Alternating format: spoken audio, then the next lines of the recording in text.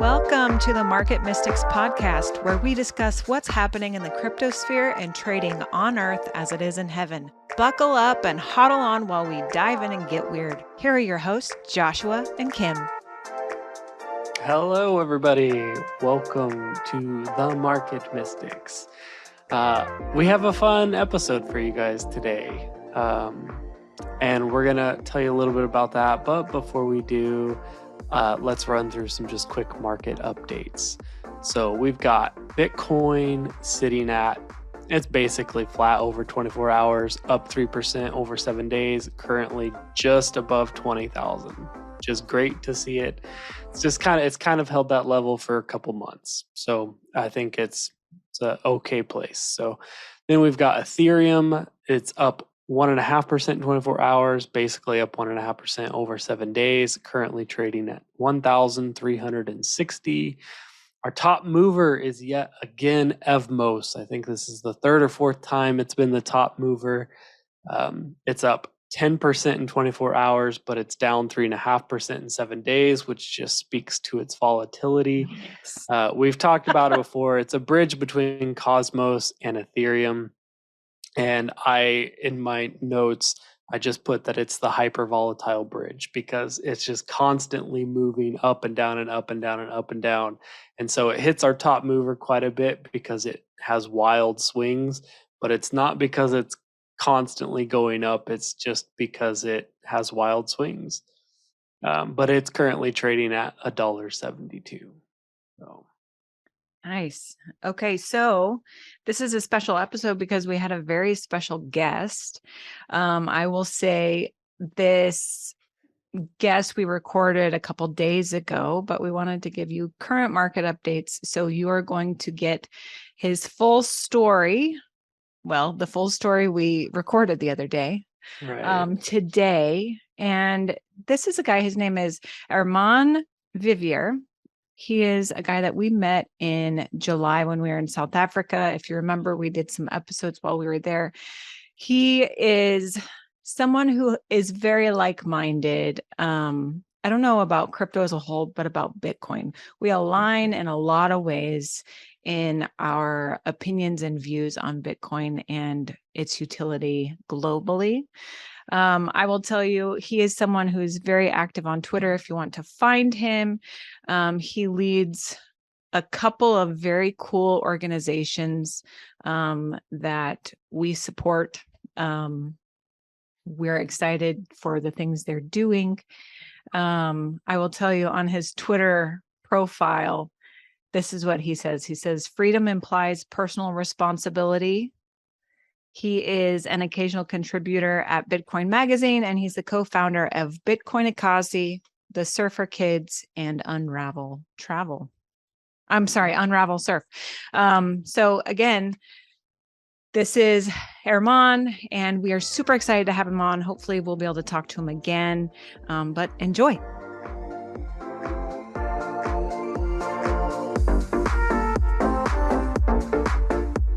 Thank you guys for joining us today. We are pleased to have Hermann Vivier with us.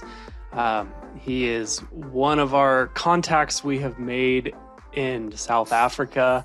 I think probably you've heard us talk about the guest we have coming, and he is here with us today.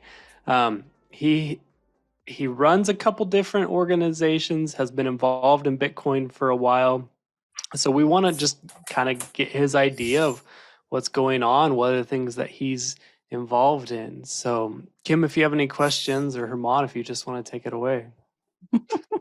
Sure. I want to say, so we've talked about this a lot on the podcast. We tend to think that Bitcoin is the viable option for a world currency. Honestly, it is our opinion that the current financial system is broken. So you honestly are probably the most knowledgeable in Bitcoin of anyone we've met, and one of the biggest proponents of Bitcoin. So I would just really love it if you would be willing to share with us how that got started with you, kind of what your journey's been, where you see things going. Okay, cool. I can do that. But before I do, I just have to point out that I'm definitely not the most knowledgeable person on Bitcoin that I know. It took me a very long time to sort of get my head around the basics. I studied philosophy and literature at university, and I did more partying than anything else at university. So, my technical, I would definitely not say I'm super clued up, but I have been in Bitcoin for quite some time, and it basically started in my personal Bitcoin journey started in 2013. I was introduced to it by a friend who gave me a copy of Bitcoin magazine. They were still doing the print. Well, they were doing the print version then. They started again recently, but they had a gap of about 7 years where they were not doing the print magazine. But anyway, so this is one of the early print magazines, and this friend of mine gave it to me, and it just so happened that more or less at the same time there was this banking crisis in Cyprus. It was the 2013 banking crisis. And I mean, not that I'm into like finances or anything, but this came across my radar because we had a lot of clients from Eastern Europe and Russia. My wife and I have been running a tourism business since 2010, and our primary market has always been Eastern Europe and Russia. Because she speaks Russian, so she could do the translation and stuff. And a lot of, not a lot, but a significant minority of the bank accounts that had deposits confiscated during that banking crisis were Russian. And so these two things sort of happened at the same time. And when I read this magazine, I thought to myself, well, this is interesting, because if what these people are saying about Bitcoin in this magazine, if it's true, then these people wouldn't have had their deposits confiscated, because you can't confiscate this thing. Like, you put your money in a bank, and I mean, Cyprus is a European Union country. This is not the kind of thing you'd expect to happen in a Western civilized democracy. Sure. So, that crisis was a knock-on effect of the 2008 crisis, and they basically confiscated deposits to bail out the banking system. And so that was my entry into Bitcoin. And a couple of years, it was about 2 years later, the first Russian-Ukrainian conflict broke out. And at that time already, we had clients come to us and say, look, we want to come on one of your trips, because we were organizing holidays to South Africa for these clients, and they couldn't pay us because already then sanctions were cutting ordinary people off of the banking system. I mean, ironically, the first payment we received in Bitcoin was from a Ukrainian client, not from a Russian client, but they were unable to make payments to us because of sanctions against Russia. And so they were unable to pay, and after a little bit of back and forth, I suggested to them, listen, why don't you pay us in Bitcoin? They had no idea what it was. They went, and I sent them some information. They came back a week later and they said, yeah, no, they're happy to pay for this trip in Bitcoin. And so we've been using it as a form of payment in our business since about 2014. 2015 thereabout. The conflict started in 2014, the first one. And no, that was basically when, at that point, I got a lot deeper into it, because now I was actually dealing with it, and I was receiving payments in it, and I had to find ways of using it, because it's one thing to get it here, but then to actually use it, it's something else. So that's where it kind of started, I guess. And it just fascinated me from the get-go. I mean, I didn't understand it immediately, but the concept fascinated me. What about the concept drew you in? At first, it was the idea that you had control over something that was never able. People have never been able to have control over digital money. I mean, not as widespread as, but I mean, there were other systems before Bitcoin, but Bitcoin was the first widely successful one, and that was never possible before. So all of it now you've got digital payments, but you don't have to rely on a centralized system to have digital payments. That's a big breakthrough, because digital payments before always needed this intermediary. So that fascinated me. And then I guess the other thing that drew me in right away was this idea that you could have rules, but you didn't need a sort of an oversight committee or a government or a emperor or whatever. Yeah. You didn't need anyone to enforce those rules. The system itself enforced the rules.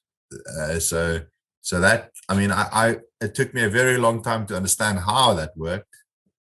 But that fascinated me, that was even possible. Because up until that point, I don't think there'd ever been a practical example of how one could do that. I think Bitcoin is the first real world practical example of a truly sort of this decentralized system where people do work according to rules, but there's no one enforcing it. That fascinated me as well. Interesting. So do you think, so from 2013, when you first got into Bitcoin, first started learning about it, to now, do you feel like your opinion or belief has changed from then to now regarding Bitcoin? And if so, how? Yeah, 100%. No, definitely. I mean, I've obviously gone through quite a learning curve, especially in the first couple of years, and then again now. I think the most significant change, in my opinion, was I was always sort of relatively uncertain whether this could actually succeed. I mean, watching it grow, that first bull run in 2013 when the price peaked at I think it was $1,300 or something, and then crashed. I actually bought my first Bitcoin near the peak and then watched the value go down by about 60%. And I sat on that loss for, I think, 3 years, Wow. 2-3 years. It was not a massive amount of money. I mean, I like everyone else, I wish I bought more. But it was enough to really hurt.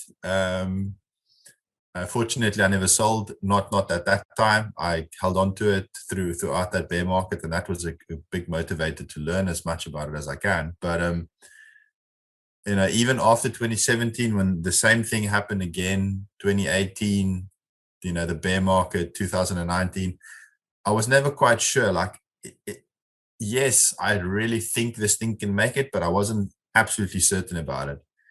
And then I think what changed was when the China mining ban happened, and they basically half the mining network disappeared overnight. The difficulty dropped by something like 40%. Sorry, the hash rate dropped by something like 40%. The difficulty adjustment wasn't quite that high, but the hash rate dropped by, I mean, about 60% of all the miners were in China at that time. And when that happened, and 2-3 months later, the network saw basically a full recovery in hash rate, that's when I realized there's no way anything can stop this. It's just not. And that was sort of the moment when I decided, okay, I'm kind of like convinced there's just no way. I mean, I don't see, it's not that I've a ideological conviction. It's just that I don't see any practical thing that can actually stop it. Like, if wiping out half the mining network is not going to do it, then there's very little else that can. So I think that's probably the one big thing that's changed. I never had that certainty, and I've got that now. So through that, what do you see? Where do you see Bitcoin going? Like Kim mentioned earlier, we think that there may be potential for utility from some other cryptocurrencies, but we don't see any of them being actually a viable currency. But we do think Bitcoin could be a viable currency. What do you think for the future of Bitcoin? Do you see it? How do you see it being used more? Like, I know you use it in your business, but how does it step into more of a mainstream usage? How do we shift from trading to actually using it as currency? Yeah, just kind of your future outlook on it. Yeah, I mean, there's also an area where my opinion has changed a lot. I was genuinely excited when I watched Ethereum launch in 2014. I thought to myself, that's a bunch of interesting ideas that you can do. And my opinion has changed a significant amount. I think primarily because when you go down the Bitcoin rabbit hole, it's like you said earlier, the financial system is broken. And I mean, I think that's putting it lightly. I think the financial system is designed in a way that one can't imagine it ever not breaking. I mean, it's almost as if it's built to fail in a way, like the way these things have been put together. So, I'm not a conspiracy. I'm not the conspiracy type. I like to keep a level head, But if you look at the mechanisms in place, then I wonder how these people that run these institutions could ever think that this is going to last. I mean, you only have to take a quick look at history to also realize that, reserve currencies come and go. So, and so the thing that's changed and where I see Bitcoin going in terms of money is that, I think I never really quite understood how fundamental money is in the human experience. Like, money is like food, air, water, shelter, sex, and money, because those are the basic things that drive our survival. Money has existed since the first days when people lived in caves and one caveman decided to swap another one for, his pelt for his whatever. That's money. That's an agreement to trade between each other. And even if you're swapping one thing for another, figuring out what is the value exchange between those two things. Like, you're not going to swap one chicken for a cow. You're going to swap a few chickens for a cow, and figuring out what's the value of that cow in terms of chickens, that is money. So money is so fundamental to our human experience. And I think until the money hasn't been fixed, there's very little point in trying to even worry about other stuff, because, it's sort of like, if you're not going to fix the money, it's sort of like hobbling along on crutches, but thinking that the sunglasses you wear matter. You know what I mean? Like, the first thing you want to do is get off the crutches, man. Then we can look at the next thing. So I think I've really come to the conclusion that there's very little else that matters until we've actually fixed the money. And Bitcoin, I believe, is the way to do that. How we get there, it's not going to happen overnight. Like, if you look at the changeover from one reserve asset to the next, it's always been a slow process. I mean, I think that's one of the other things that people sometimes miss, is they look at Bitcoin as a form of technology, and it's not. It's money. And money, because it's so fundamental to our nature, it's not something that's going to change like this. People will download a new app from the app store, and they'll change to another new one within a matter of days or weeks. But people are not going to be convinced to change their money that quickly, because that takes a change in trust. It takes a change in reliability. Like, do you trust the system, and so on and so forth. So I think it's going to take time, and unfortunately, I think the biggest thing it's going to take the failure of the old system for people to move over to the new one. I don't think people, as long as their banking apps are working fine and inflation isn't, double digits all across the board, then I think people will probably continue using the old system as long as it works for them. But it's when you put somebody in a position where they really have no other choice, then they'll adopt the thing that works. Until then, it's this theoretical, ideological debate between people. And you often see this on Twitter and in social circles. People debate about these things, but it's all theoretical. It's like nobody's or very few people are really in a position right now where they don't have any other choice. Right. Like when the vast majority of people get put in a position where they don't have any other choice, that's when Bitcoin becomes money, because until then, if it's not needed, why would the majority of people adopt it? I mean, I'd like to talk more about that, because you have an organization that you're part of that is actually working on getting a parallel system that is usable in actual shops, right? To be able to use Bitcoin. I would love if you could talk a little bit about that. And to me, I always, in my own thinking and pondering of this, I always thought it's going to have to be introduced as a parallel system first. You have to have people who are willing to go back and forth. But I think the piece that I was always missing is that need for it. And I think that you've honed in on some of that, where you're making it available to people who need the other option, and it's not just fun play money or something. Could you talk about that a little bit? yeah, sure. I mean, so the project you're referring to is Bitcoin Ikasi.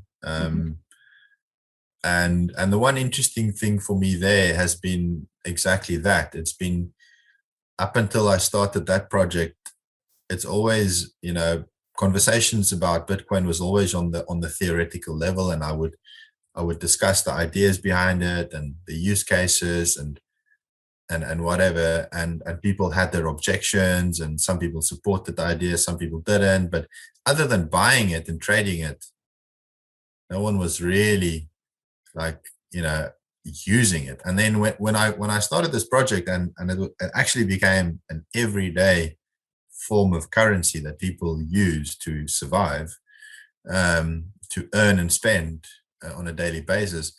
Like now, when I started that, I saw the difference between, adoption and just discussion, if I can put it that way. Yeah.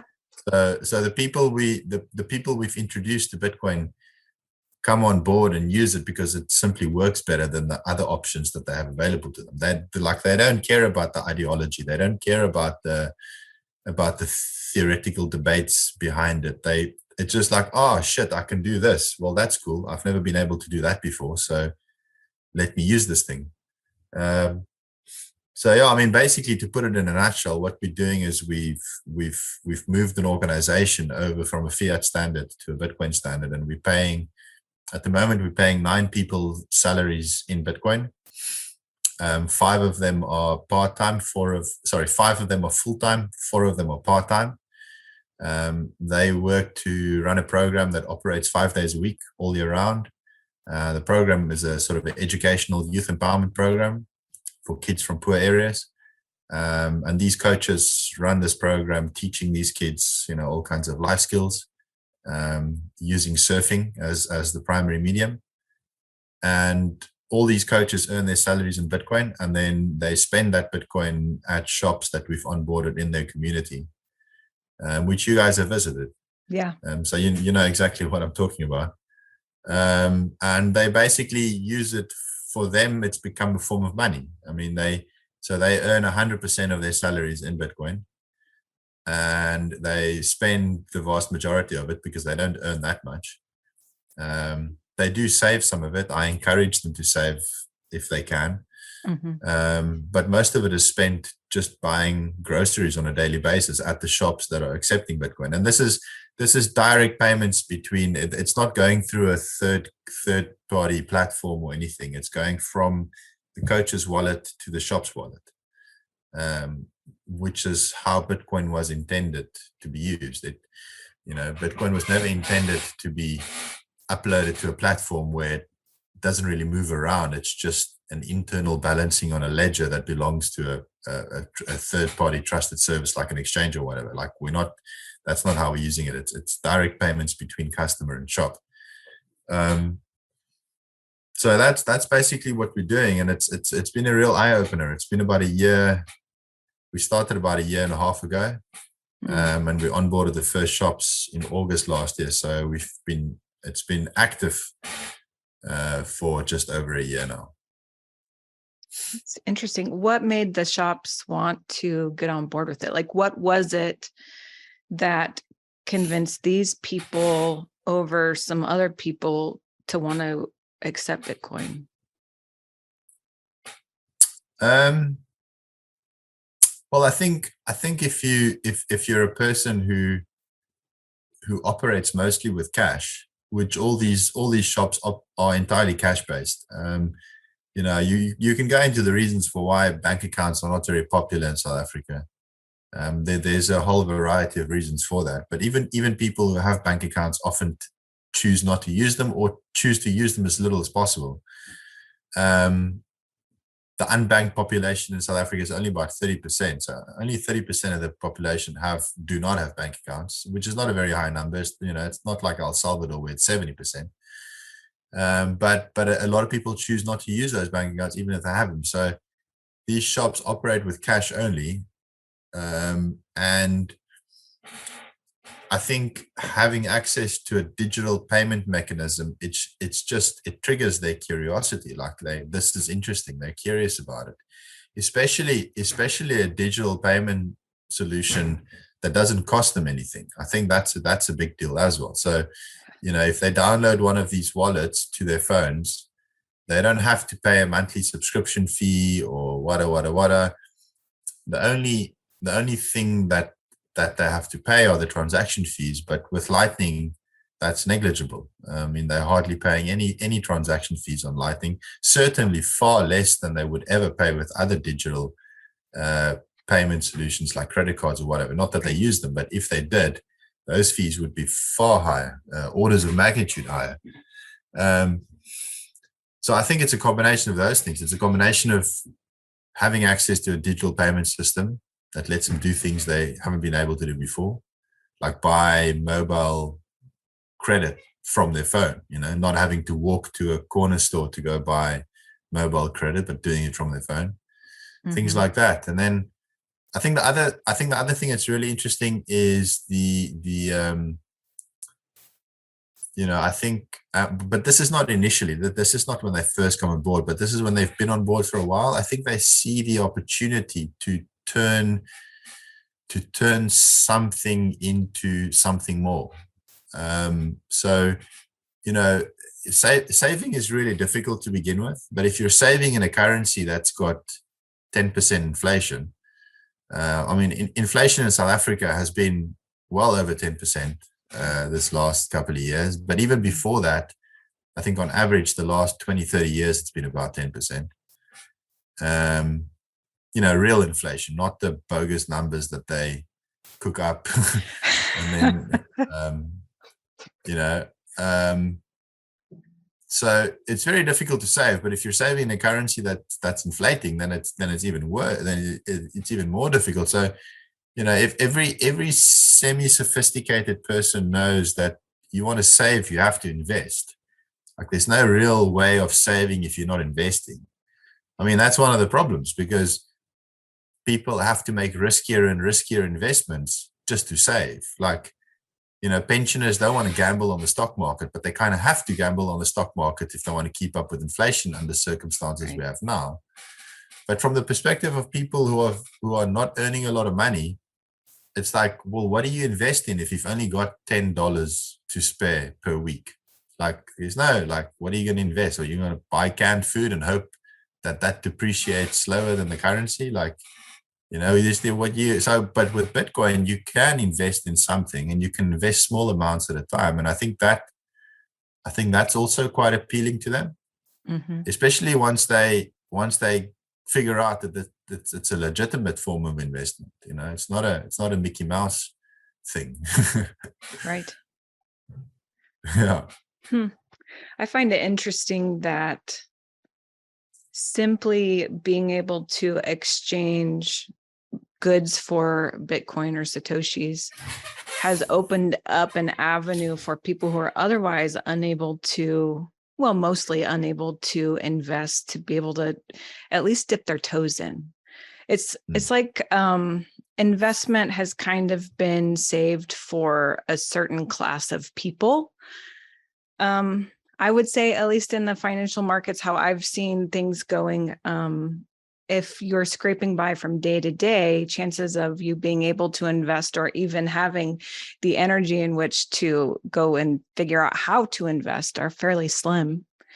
But having it something that can just be kind of built in, I think is even more remarkable, because it's really opening things up to everyone and not just the elite or the people at this level and above or something. No, 100%. I mean, that's an interesting point that you allude to there, because there are so many problems in our societies all across the world that stem from the fact that the money we use is a terrible store of value. I mean, like one example is, inflated property prices pushing ordinary people out of the property market.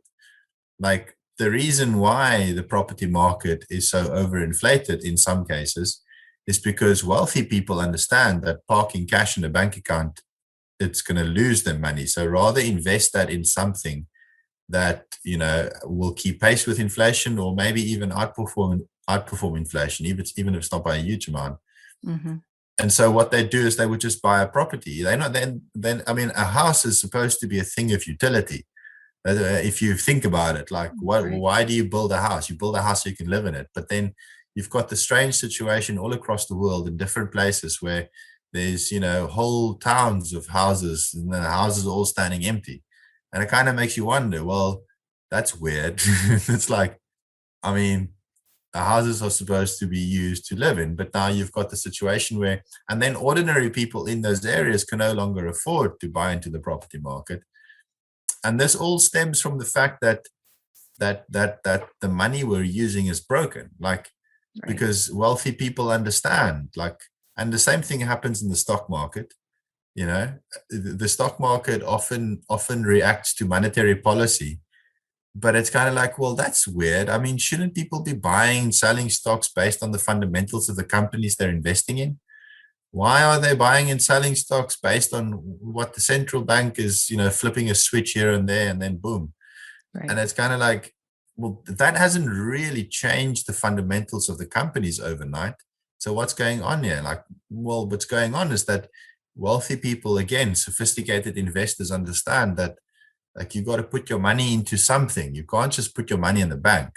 That's a melting ice cube, like Michael Saylor says. It's like it's gonna melt away. So, but if the money we used was an adequate store of value, then people could. I mean, there would still be people who speculate and invest. But with a broken system of money, people are forced to speculate and invest, because if they don't keep up with inflation. So, and that creates a whole range of problems that leads to a lot of other problems and knock-on effects. And this is why I've been entirely focused only on Bitcoin for the last couple of years, because the further I go down this rabbit hole, the more I realize, like the most important thing here is to try and fix the money, because if you don't do that, the world is heading towards, we're literally running towards a cliff. Right. And for the most part, the solution seems to be to run faster. Yeah. It's a very good way of putting that. I have to agree. Yeah. Oh, interesting stuff. Okay, so one last thing I want to ask you about. There is a Bitcoin conference coming up that is for all of Africa. Is that in December? Is that accurate? Yeah, it's 5 to 7 December. Nice. I heard that you're going to kind of be a part of that. Can you talk about that? Yeah, I mean, I never in my wildest dreams thought I'd be invited to a Bitcoin conference. Um, yeah, it's a little bit surreal, but I've been asked to come and talk about the project that we're running. Well, presumably that's what we'll be talking about. I don't know what the format will be, or will it be a panel or a presentation? I have no idea, but they have invited me to come and speak at the conference. It's going to be in Accra, in Ghana, which is in West Africa. I've never been to Ghana, so that's pretty cool. It's going to be one hell of an experience, and I'm really excited. I'm looking forward to it. That's very cool. Do you know what is, I don't know the words, I suppose. Do you know what is the hoped outcome of the conference? Just to really get Bitcoin knowledge into the majority of Africa, or?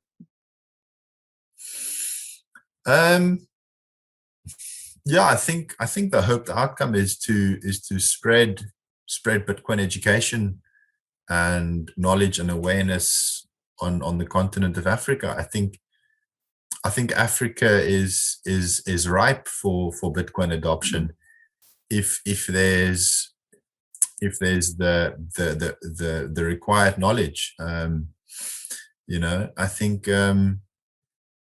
think Africa is one of those regions where, I mean, but Bitcoin is a sort of an adversarial system. It's built for circumstances that are less optimal in other ways. Like if we lived in a perfect world, we wouldn't need Bitcoin, right? Right. If we could trust the reserve banks of the world not to fuck with the monetary policy, excuse my language, but if we could trust them not to do that, we wouldn't need Bitcoin. If we could trust government officials to actually act in the interest of the people who voted for them, we wouldn't need Bitcoin. So it goes to, it follows from that those areas in the world where people have suffered more under these regimes that don't really care, Bitcoin would have an even more urgent use case, as a form of money, right, not as a speculative asset. Like that's been what it's been mostly in the West, in the more developed parts of the world. It's been seen as a speculative asset. It's sort of like moving on to being seen as a sort of a long-term investment.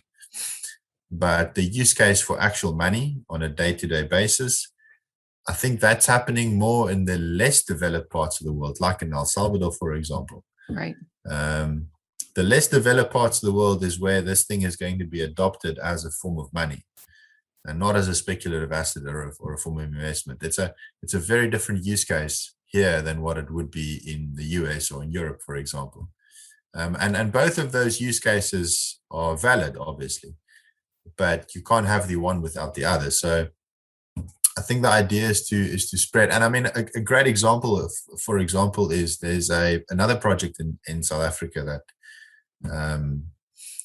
was developed by a guy by the name Kotatso. He built Machankura, which is it's a custodial wallet, Lightning and Bitcoin wallet, that works over the GSM network, USSD. So USSD is basically an interactive SMS. So you can have a Bitcoin wallet on a phone that is not a smartphone, on a feature phone, like the old Nokia 00001.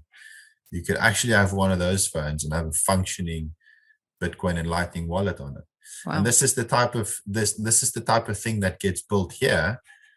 Because I mean, nobody in the US or Europe uses those phones anymore, but they're ubiquitous on the African continent. A lot of people actually use them here, and so those are areas of Bitcoin development that is probably going to happen more here. And I think the idea of the conference is just to sort of try and help that process. Although I could be completely wrong because I haven't actually looked at it yet. I've just been invited, so I might be imposing my expectations. I am going to look into more detail at what exactly they are planning closer to the time. Oh, that's funny. I think what you say though about the utility of it, I think it's so important. And I think it's so important that it does start somewhere. It has to start somewhere, right? And to kind of spread that word out. I hope that's what the conference is doing. From the very little that I've read about it, I would hope that that's kind of the point of it as well. I guess we'll all just find out, right? Yeah, I mean, judging by the list of speakers that are going to be there, I think that's definitely the direction they're going. I mean, one of the people they've invited is Alex Gladstein, who's I think he's the director of the Human Rights Foundation, and he's been very vocal in his support of Bitcoin because it's such a powerful tool for human rights activists. You know, you having access to a form of money that cannot be confiscated. You know, because that's the thing. Like, you know, if you're doing something in a country where the government doesn't like what you're doing, you can be shut down very quickly if they can put pressure on your bank or your payment provider, anything that's centralized. And so having access to, and that's been used all over Africa in many different circumstances. There's another speaker, Obi Nwosu, who if I mispronounce his surname, apologies, but he is of Nigerian descent, and he's building a community banking implementation where, you know, you've got a midway point between self-custody and custodial. And this is also something that's heavily focused on communities where Bitcoin is actually being used on a day-to-day basis. It's not built for areas where people, not necessarily, but so I think that's sort of the angle they're going for, which is great. I mean, I also would love to see the everyday adoption of Bitcoin as a form of money, because that's the only way this thing delivers on its promise. Like, if it stays a speculative asset, like, well, then it's not going to change anything. Right. It'll be a niche investment that some people will have in their portfolios, but that's about it. And in fact, I don't think that Bitcoin will succeed if that's what it is, because if that's all it is, it's going to fall flat. Like, it has to get to a point where a significant number of people on the planet, a significant percentage of people on the planet are actually using it on a day-to-day basis. Which is why I think people say, you know, the price of Bitcoin is either going to $10 million per coin or $0 per coin. There's no real, you know, there isn't really a place for it to hang around the levels where it's at the moment forever, because it's sort of like in that phase of being widely adopted, but not quite yet. Right. And it's not really it doesn't strike me as the kind of thing that can sort of linger there forever. So yeah, everyday adoption is what it's all about. You mentioned something about some of the places in Africa being a great use case for it because it's needed. What's there is not failing, but has already failed. It seems like that is kind of the catalyst of what really shifts people's mindsets is how bad is what they're already using. And it seems one of my hopes for the conference, I guess, is that they're able to demonstrate where it's working and how it's working better. Because if that can gain any publicity, then people can recognize it as something that's already been proven and something that's already in the works, something that's already being used when other countries start to have similar issues. And there's a little bit of that. Like, we saw a little bit of that with El Salvador. They got a lot of publicity when they accepted it as legal tender. But I think we need some of these beginning countries to really see success with it for some of the larger countries to even consider something like that, as opposed to just creating their own like CBDC or something like that. No, 100%. I absolutely agree. I mean, I think, look, human beings are funny creatures. We change when it's absolutely necessary to change. We don't change otherwise. Like we'll wait until we're at the precipice, and this is something that is both true on a personal level and collectively. So if society, I say society, of course, there's no really such thing. It's a construct, but like the idea of groups of people living in various parts of the world, if it's sort of like, goes on as it currently is, then, and things don't deteriorate, then I don't see wide adoption of Bitcoin. I see wide adoption of Bitcoin if things do deteriorate, which I think they will, unfortunately.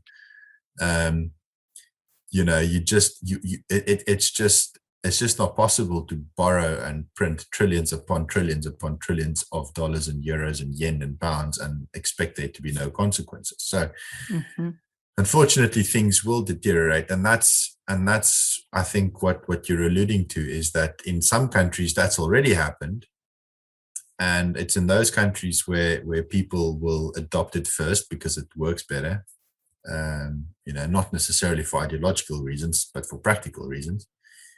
And this is one of the big reasons why I started the Bitcoin Ekasi project, because I wanted to demonstrate to people, like, look, here's a practical thing that we can talk about. Let's stop talking about theoretical ideas like my beliefs against your belief. Like, that's pointless. Like, let's look at a practical implementation and what's possible in reality on the ground.